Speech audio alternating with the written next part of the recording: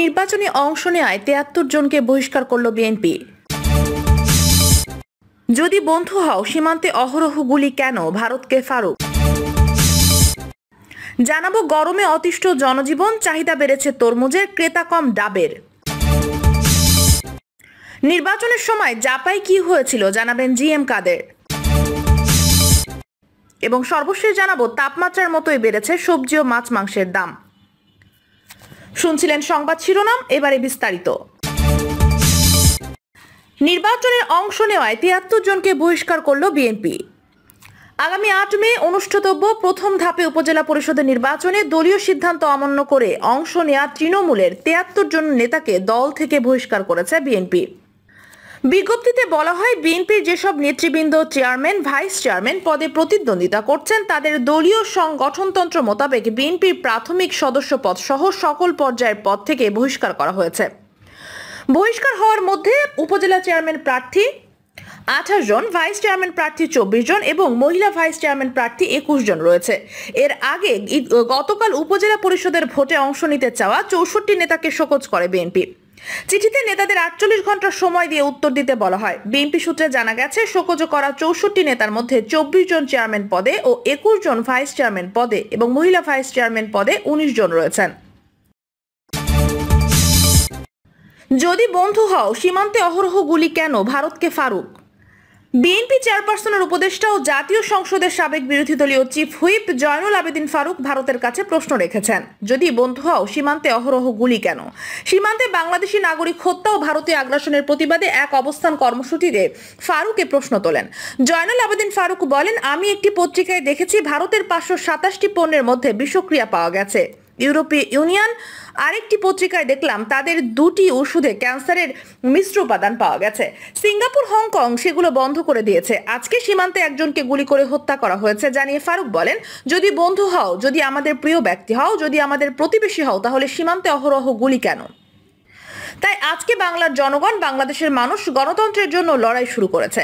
বিএনপির এই নেতা বলেন, আমরা জনগণের বন্ধু বিরুদ্ধে নই, আমরা ভারতের বন্ধু হতে চাই। কিন্তু যে বন্ধু আমাদের শোষণ করবে, যে বন্ধু আমাদের টিপায়ের ন্যায্য হিস্সা দেয় না, সে বন্ধু বন্ধু হতে পারে না, কোনোদিনও বন্ধু হতে পারে না। তাই আমরা ভারতীয় পণ্য বর্জন করে বলতে চাই, সীমান্ত হত্যা বন্ধ করো। এ সময় নেতা কর্মীদের উদ্দেশ্যে ফারুক বলেন, আমরা আগ্রাসন মানি না, আমার সীমান্ত হত্যা মানি না, আমরা ভারতীয় পণ্য বর্জন করব। এই সামাজিক আন্দোলন ঘরে ঘরে পৌঁছে দিতে হবে। আওয়ামী লীগের সাধারণ সম্পাদক ওবায়দুল কাদেরকে উদ্দেশ্য করে ফারুক বলেন, আমরা নাকি ষড়যন্ত্র করে ক্ষমতায় যেতে চাই। ষড়যন্ত্র করে ক্ষমতায় আপনারা গেছেন, 111-এর সৃষ্টি করেছেন আপনারা। আমরা ষড়যন্ত্র বিশ্বাস করি না, আমরা নেত্রী ষড়যন্ত্র বিশ্বাস করেন। আমাদের নেতা তারেক রহমান ক্ষমতায় যেতে চায় জনগণকে নিয়ে, ষড়যন্ত্র করে নয়। গরমে অতিষ্ঠ জনজীবন, চাহিদা বেড়েছে তরমুজের, ক্রেতা কম ডাবের। গরমে অতিষ্ঠ জনজীবন, দেশে চতুর্থবারের মতো হিট অ্যালার্ট জারি করেছে আবহাওয়া অধিদপ্তর। এমন তাপপ্রবাহ শরীরের পানির চাহিদা পূরণে অনেকে ডাব এবং তরমুজ কিনতে চাইছেন, তবে ক্রেতাদের চাহিদার সুযোগ নিয়ে ডাব ও তরমুজের দাম বাড়িয়ে দিয়েছেন অসাধু ব্যবসায়ীরা। এমন পরিস্থিতিতে তরমুজের দোকানে ক্রেতা বাড়লেও ডাবের ক্রেতা কমেছে। শুক্রবার রাজধানীর বিভিন্ন বাজার ও ভ্রাম্যমাণ দোকানে সরেজমিনে দেখা যায়, আগে যেসব ডাব ৮০ থেকে ১০০ টাকায় বিক্রি হতো, সেসব ডাব ১২০ থেকে ১৫০ টাকায় বিক্রি হচ্ছে। অন্যদিকে কিছুটা দাম বেড়ে আকার ভেদে প্রতিটি ২০০ থেকে ৪০০ টাকায় বিক্রি হচ্ছে। ক্রেতারা বলছেন, তীব্র দাবদাহে পানি জাতীয় ফলগুলোর চাহিদা বাড়ায় সুযোগ সন্ধানী ব্যবসায়ীরা দাম বাড়িয়েছেন। অন্যদিকে ব্যবসায়ীরা বলছেন, চাহিদার তুলনায় গ্রাম থেকে ডাব আসছে না, এ কারণে দাম কিছুটা বেশি। এছাড়া তরমুজের মৌসুম শেষের দিকে, জমিতে এখন আর বেশি ফল নেই, যার এর ফলে সমাজে সরবরাহ কমেছে বলেও জানানো হয়েছে। এখন বাজারে পানি জাতীয় ফল তরমুজ ও ডাব, তাই তরমুজের চাহিদা বেশি, দামও বেশি।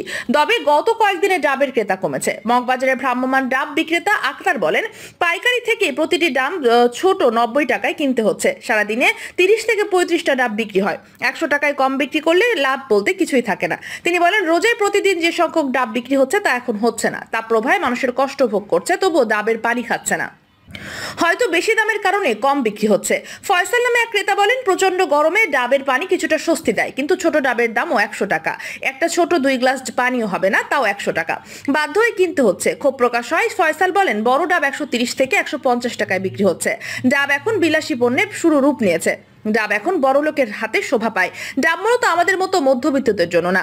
রিয়াজ মোল্লা নামে এক তরমুজ বিক্রেতা বলেন, আমরা খুচরা বিক্রেতা, গোড়া থেকে দাম বাড়লে আমরা বাড়াই, কমলে আমরাও কমে বিক্রি করি। এখন আড়ত থেকে বেশি দামে কিনতে হয়, বেশি দামে বিক্রি করতে হচ্ছে। তিনি বলেন, রোজার মধ্যে 100 তরমুজ কিনতে পারতাম 18 থেকে 19,000 টাকায়, তখন সেটা কিনতে লাগে 25 থেকে 26,000 টাকা, কারণ বাজারে এখন তরমুজ নেই। 3 কেজি ওজনের প্রতিটি তরমুজ বিক্রি হচ্ছে 160 থেকে 180 টাকায়, আর 4 থেকে 5 কেজি ওজনের তরমুজ বিক্রি হচ্ছে 300 থেকে 350 টাকায়। বাজারে এখন 200 টাকার নিচে কোনো তরমুজ নেই। নির্বাচনের সময় জাপায় কি হয়েছিল জানাবেন জিএম কাদের। দ্বাদশ জাতীয় সংসদ নির্বাচনের সময় জাতীয় পার্টিতে কি হয়েছিল তা জানাবেন দলটির চেয়ারম্যান জিএম কাদের।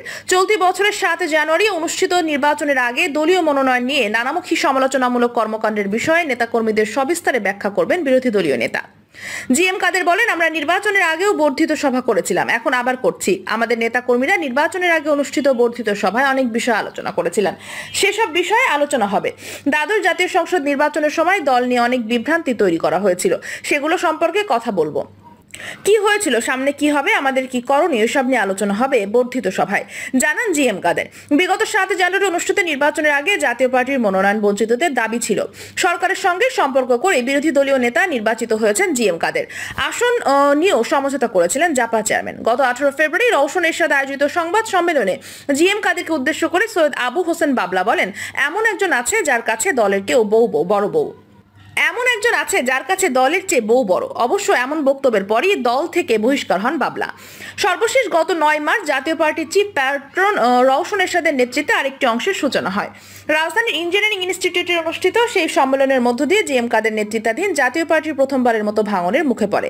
সাবেক রাষ্ট্রপতি হুসেইন মোহাম্মদ এরশাদ প্রতিটি জাপায় এ নিয়ে অন্তত 6 বার বিভক্তি হয়েছে। আলাপকালে জিএম কাদের বলেন, নির্বাচনের আগে পরে দল নিয়ে অনেক ষড়যন্ত্র হয়েছে, নির্বাচনের সময় অনেক কিছু হয়েছে, সেগুলো আমরা ইভ্যালুয়েশন করে পরবর্তী করণীয় নির্ধারণ করব। শনিবার বর্ধিত সভায় নেতাকর্মীদের মতামত দিয়ে তাদের উদ্দেশ্যে আগামী দিনের করণীয় সম্পর্কে নির্দেশনা দেবেন জিএম কাদের।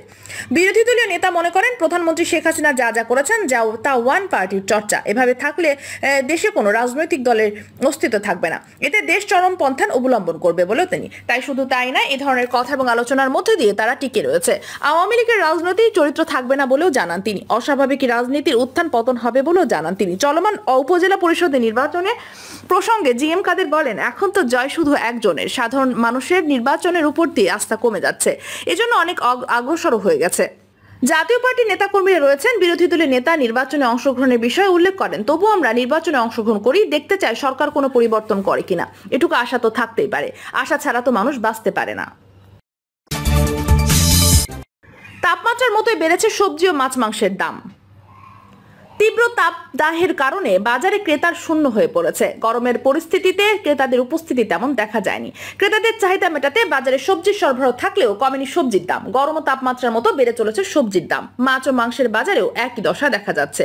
শুক্রবার রাজধানীর বেশ কয়েকটি বাজারের সরেজমিনে ঘুরে দেখা যায়, মান ও আকার ভেদে লাউ 60 থেকে 70 টাকা, শসা 30 থেকে 40 টাকা, ছোট সাইজের মিষ্টি কুমড়া 90 থেকে 100 টাকা, জালি কুমড়া 50 টাকা, পেঁপে 40 থেকে 50 টাকা, লম্বা বেগুন প্রতি কেজি বিক্রি হচ্ছে 60 টাকা, গোল বেগুন 70 টাকা, টমেটো 50 টাকা, করল্লা 60 টাকা, চিচিঙ্গা 60 টাকা, ঢেঁড়স 40 টাকা। এছাড়া পাট শাক 15 টাকা, কলমি শাক 10 টাকা, পালং 10 টাকা, লাউ শাক 30 টাকা, লাল শাক 15 টাকা, পুঁই শাক 30 টাকা আটি বিক্রি হচ্ছে। বাজারে এসব সবজি দোকানের তুলনায় 10 টাকা কমে বিক্রি হচ্ছে ভ্যানে। এদিকে আলু 55 টাকা, কাঁচামরিচ 120 টাকা, পেঁয়াজ 60 টাকা, রসুন 180 টাকা, আদা 200 টাকা কেজিতে বিক্রি হচ্ছে। তবে এক এক বাজারে কিছুটা কম দেখা যাচ্ছে বলেও জানানো হয়েছে। মাছের বাজারে ভেদে তেলাপিয়া 210 ও পাঙ্গাস 200 টাকা, যা গত সপ্তাহেও প্রায় একই দামে বিক্রি হয়েছে। অন্য মাছের মধ্যে মাঝারি ও বড় আকারের চাষের রুই, কাতলা ও মৃগেল মাছের দাম প্রতি কেজি 300 টাকা থেকে শুরু করে 400 টাকা পর্যন্ত বিক্রি হচ্ছে। সবজি বেশি দিন রাখা যায় না, এতে দিনে সবজি নষ্ট হয়ে যায়। আমাদের এই কাঁচামালের ব্যবসায় লোকসান গুনতে হচ্ছে। মাছ বিক্রেতা নিজাম ব্যাপারী বলেন, মাছের দাম সকালে একরকম, রাতে আবার আরেক রকম। যদি সকালে তেলাপিয়া মাছ বিক্রি করি 220 টাকা, রাতে আমাদের বিক্রি করতে হয় 200 টাকা। চাহিদা বেশি, তাই মাছ দিনে 2 বারও আনতে হচ্ছে, এতে খরচ বেশি বেড়ে যাচ্ছে। এ ধরনের কথা এবং আলোচনার মধ্যে দিয়ে এতে খরচ বেড়ে যায়। কি আর করার, আমাদেরও তখন মাছের দাম বাড়াতে হয়। পোশাক শ্রমিক হাবিবা ঢাকা টাইমসকে বলেন, সদাই কিনতে বাজারে আইছি, গ্যারাম থেকে মাই আইছে আমার বাসায় বেড়াইতে, মার লইগা মাছ মাংস কিনতে আইসা দেখি দাম বাইরা গেছে। পরে সব পদই লইছি অল্প কইরা, পরে তরকারি কিনতে গিয়া দেখলাম তরকারিরও দাম বাড়াইয়া ফেলাইছে। এখন তরকারি কিছু লইয়া বাসায় যাইতাছি গা। ভ্যানে করে সবজি বিক্রি করছেন তিনি। আমি 2 ঘন্টা সব বেচা ফেলাই। আগের চেয়েও দাম বাড়ছে, কিন্তু গরমের সবজি খাইতে স্বাদ পাওয়া যায়, তাই বিক্রি বেশি হয়। প্রিয় দর্শক, এই ছিল এখনকার সর্বশেষ সংবাদ। নিয়মিত আপডেট সব সংবাদ পেতে চ্যানেলটি সাবস্ক্রাইব করে পাশে থাকা বেল বাটনটি ক্লিক করে রাখুন। ধন্যবাদ সবাইকে এতক্ষণ সাথে থাকার জন্য।